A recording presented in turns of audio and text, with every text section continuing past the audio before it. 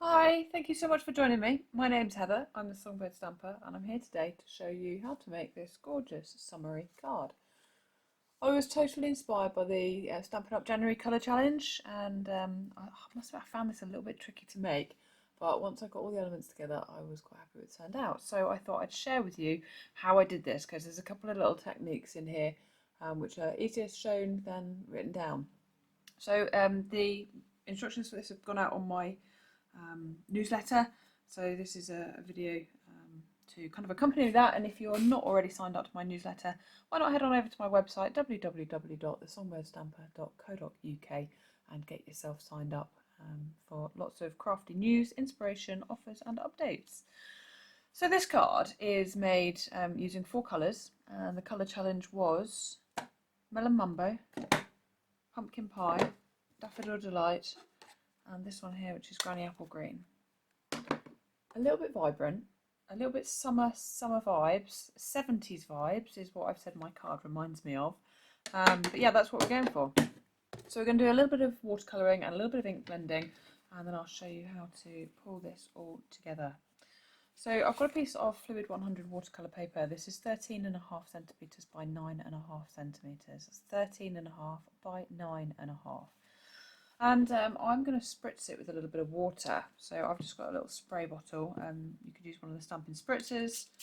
So just going to pop a little bit of water, kind of randomly, so that it's fairly wet, but not absolutely soaking all over. And then I've got one of the water brushes, and I'm just going to make sure there's water in the tip. And then what I've done is pop some of the re-inker into my lid here. So this is pure colour. Okay, so it's going to be really vibrant, and all I'm going to do is hold it up above and squeeze, and then it's going to drop onto the cardstock. Can you see? And then you can play with that, but it's going into water with it. So if you just put this straight onto the card, it would be quite dark, and it kind of stays there. So I find it easier to kind of start with just dropping the water on, and it is going to get quite inky, it's going to get quite watery. That's okay. The nice thing about this is you can just kind of play with it, and you can come back in with your sprayer. Add a bit more water, move it around a bit. It doesn't really matter how wet it gets. The watercolour paper is designed to hold up to it. Now you don't want to go all the way to the edges, you do want to leave some white spaces. That's what gives your piece interest. So can you see here I've got a big white space. Not kind of going all the way to the edges, but you don't want to leave too much white either. So I just want a little bit more ink here. This middle bit's going to be covered up as well, so it doesn't really matter what it looks like too much in the middle bit. It really is just a background. That's all we're making.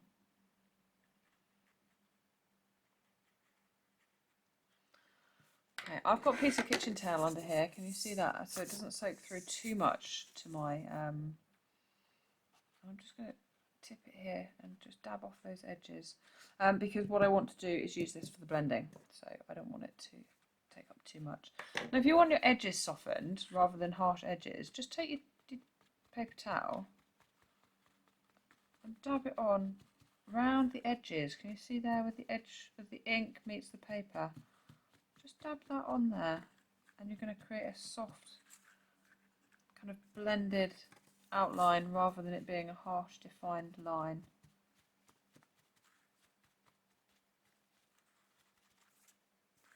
And then when you're happy with your finished piece, you can dry that with a heat tool, or you can leave that to dry. I am going to have to leave mine with a heat tool, I think, because I haven't really got time to leave that dry. I'm just going to go all the way up to the edge there. But yeah, you can keep playing. Like, if you're not happy, just go in with more ink, make it deeper in colour in certain areas, bring it out a bit more. Just keep playing, have fun with it. Don't rush it. Even once you've dried it, you can still go back in with another layer. Okay, so that's that. So I'm just going to grab my heat tool quickly and give that a bit of a blast.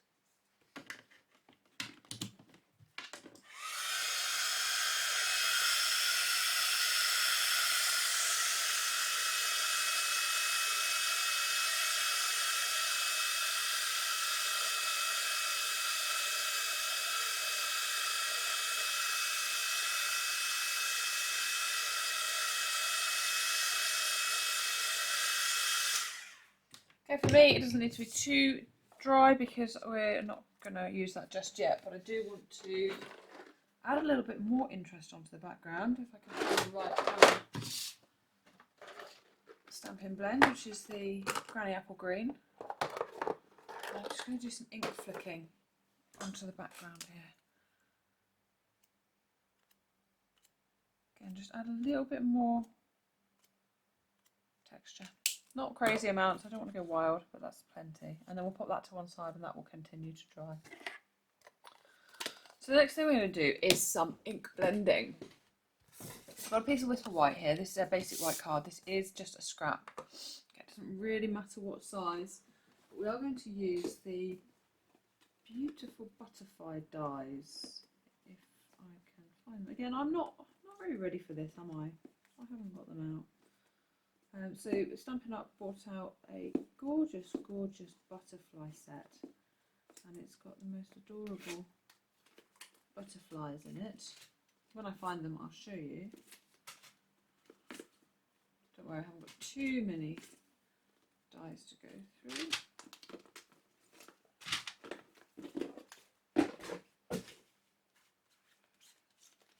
Brilliant Wings it's called, there we go.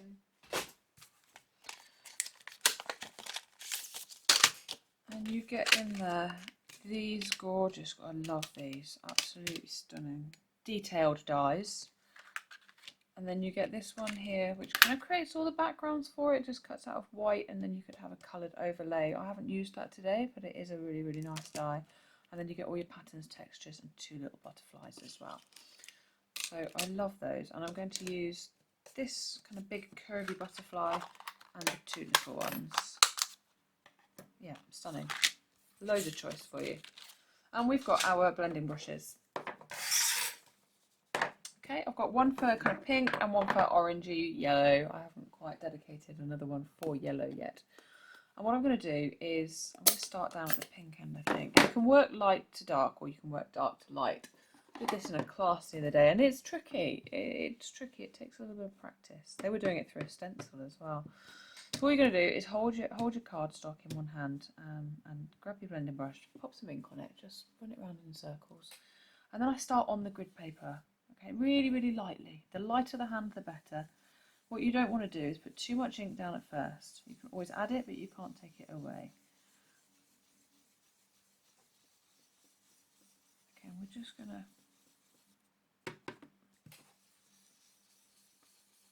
come along the piece. Probably don't need to go all the way to the end here. I've only got 3 dies to cut, so I can use that for holding. You can always use this for other things at the end as well.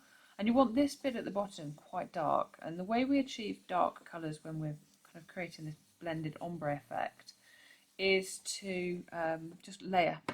You don't want to go in dark, you don't want to push hard, and you just want to keep gently layering. It takes time, it takes patience, but the effect when you do it and you've done it right is so good. And just work up the page a little bit. So I've kind of come up just over a third. Okay, I've got 3 colours to pop in here. So you don't want to come up too far up the page, but then you don't want to not come up far enough. So about a third and just over. And the darker bit is going to be right at the bottom here. This bit here is going to be quite light.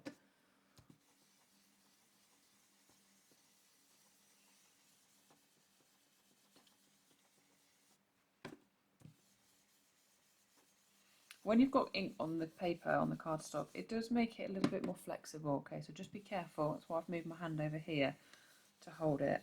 Hoping you can still see, because what you don't want is to hold it here and then ruck the card as you brush like that. Okay, so that's it for the pink for the time being. We might come back to that, and we'll come in with the pumpkin pie, I think. Okay, take the worst of it off there, and I'm just going to start on the page. Normally I would like to start off the page, but I've got to get over the middle here. So at some point in the game you have to come on, and the way you do it is just really, I'm barely touching. If you do go straight in and touch quite deeply, what you'll get is that look there, and that's not what you want. So take the worst of the ink off on the page. See there, that's not what we want. But it's not a problem, because we're going to die cut.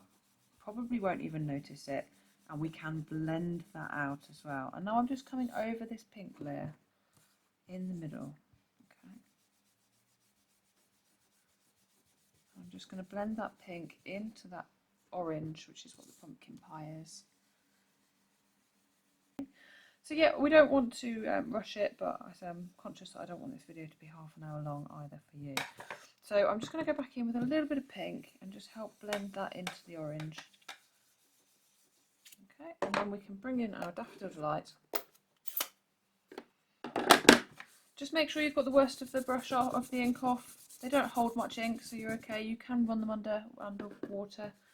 But look, we've got nice yellow there already. So just pick up the yellow, take the worst off, and then come in with your yellow at the top. And you're going to blend that down into the orange.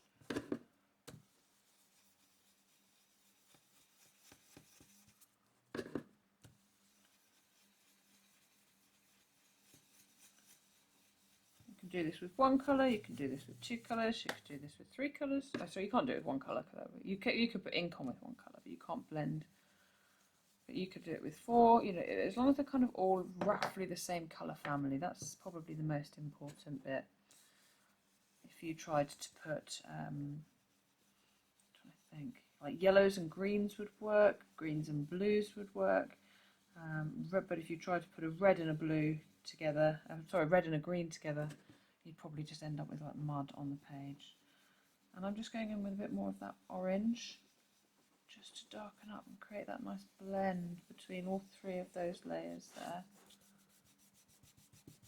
Go around in circles, you can go back and forwards, but I'm quite happy with that. I think that's quite a nice blend. Like I say, we are going to be die cutting it, so I'm not going to notice any kind of small imperfections. So we'll pop those away and then grab our cut and emboss machine. I'm going to go for the mini. I love my mini cut and emboss machine, and it absolutely amazes me how many dies go through this. I've had mini machines from other companies before I had this one, so I'm just going to pop that hopefully in view for you. And they're just nowhere near the quality, and they just didn't fit the dies. So yeah, I'm going to get loads out of this. Okay, so that one's going to go up there, that one there, and then I'm going to have another kind of orangey one. So I've got the top of the orange and the bottom of the pink. I've got quite a yellow one here, and then we're going to have quite an orangey one there. Just get a bit of variation. Pick out all those colours. If you love the pink, which I do actually, you could go and get more of that pink and cut those out from further down the bottom. I'm going to run this through a few times just because it's an intricate die. I do find sometimes they need a third or fourth pass through the machine. And then you should be able to see if they've cut nicely. They should just pop out. I hope they're good. Okay, that one looks good. And then the only other thing we need is some circles. So again, we can do this with our mini. You can tell I'm such a clean crafter, can't you? And I'm going to use the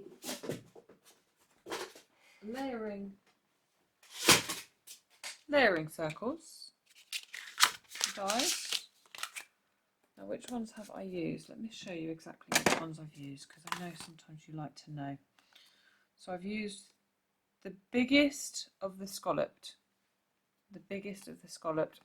and I've used the biggest of the circles as well. So that's nice and easy to remember. And they're going to go through the mini, but they are going to go, which is, I think, is incredible. My big machine does not get an awful lot of look in these days. So I'm just going to cut round that one. And this is from Whisper White, Basic White, sorry. It's going to take me a long time to get used to that change. And again, just cut round it.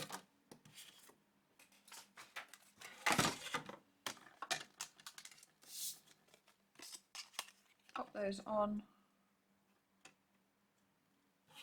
I'm just going to do one at a time purely because it's easier. I can just about fit two, but it's a bit of a squeeze.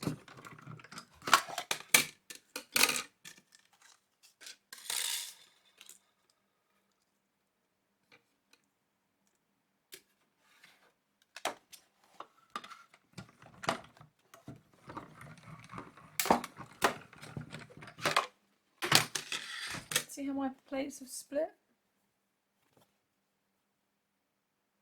Here and here. Still, it doesn't matter though, they're still usable. I'll use them until they are no longer usable. Save throwing the plastic away. I have got another pair ready to go. Just when, but it's just where they bent and then they, rather than bending, they split, which is actually better for me. I'd rather a split plate than a bent one. And then all we're going to do is kind of try and layer all this together. So I've got beautiful blending on this, isn't it? Absolutely gorgeous. And I may or may not poke all these bits out here. I might cut this part of the video. Right, hello again. So I've cut out those butterflies, poked out all the pieces. I did, in my excitement, notice that I had actually used the wrong butterfly. So I've picked the right one, but you can choose honestly whichever ones you want to. There's no right or wrong, it's just which ones I preferred. So I've got one of the bigger ones, one of the medium ones, one of the smaller ones with rounded wings. I've got my circles that we cut out, we've got the watercolour background piece, and the only other thing I've got is this rainbow glimmer paper. It comes in like an ombre, like we've done with these butterflies here. It comes in an ombre, and all I've done is trimmed down from different sections of it. So I've got a piece from the kind of yellow bit, the orangey bit, and the pink bit. And I'm going to stick those on to the watercolour background. So that's the first thing I'm going to do. Just using some multi-purpose liquid glue.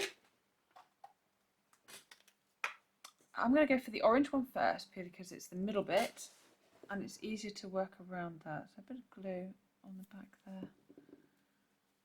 So I can kind of work out where the middle is easier than I can work out where the other two are going to go. And then we'll put the top one at the top of it, the bottom one at the bottom of it. And it should be nice and even.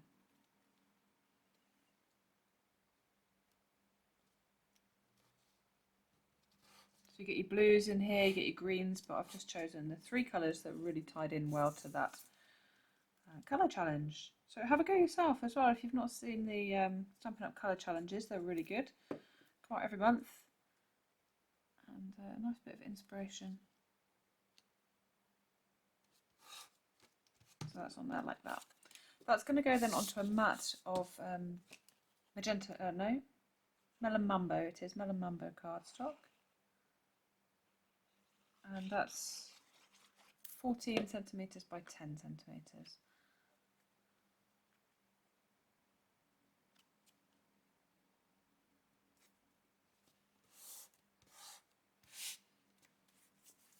And that is going onto a base. You could also do this onto shimmery white cardstock, which is what I actually think I used on this example. It's just a bit flatter. It's not got quite so much texture, but either look good. Now this is, I don't like the 10-fold cards, so this is thick whisper white card, and it is 29 centimetres by 10.5, scored in half that way at 14.5 centimetres. Okay, that's going to go on there just like that.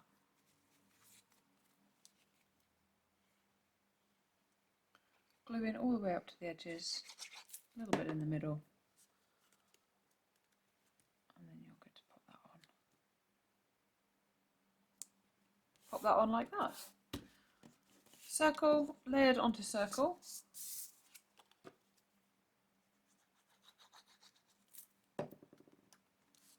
Oops, a bit too much glue. I'm being a bit heavy-handed. I think it's a new glue for me, this one, where I'm used to having to squeeze the old ones quite a lot to get any out. I really don't on this one, and I'm ending up with glue everywhere. So just while that liquid glue is still a little bit dry, make sure you've got that central. And then that is going to stick straight down. You could pop it on dimensionals if you wanted to. But I'm planning on sending a lot more birthday cards this year, and the post is quite expensive. So I've gone for kind of as flat as I possibly can get without it being not boring, but like no dimension at all, because I do like to have a bit of height in my cards. And then all I'm going to do is stick on these butterflies, a little bit of glue on the back there. What that does, that allows you to have the wings still lifting up. Gives you that dimension, whilst when you send it post it, it will be flat. It helps if you let it dry first. There we go. You do get a bit of wiggle room. So pop this one on next. It's just going to go on here like this. And then our small one.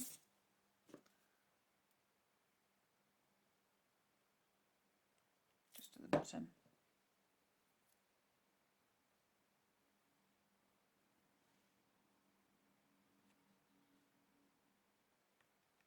Okay, there's our 3 butterflies. All I've done for their bodies is popped a gem.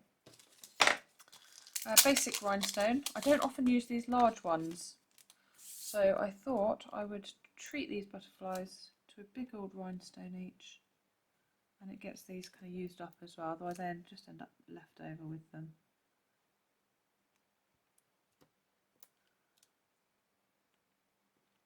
And then all you need to do now is add a greeting. So whatever kind of event this is for,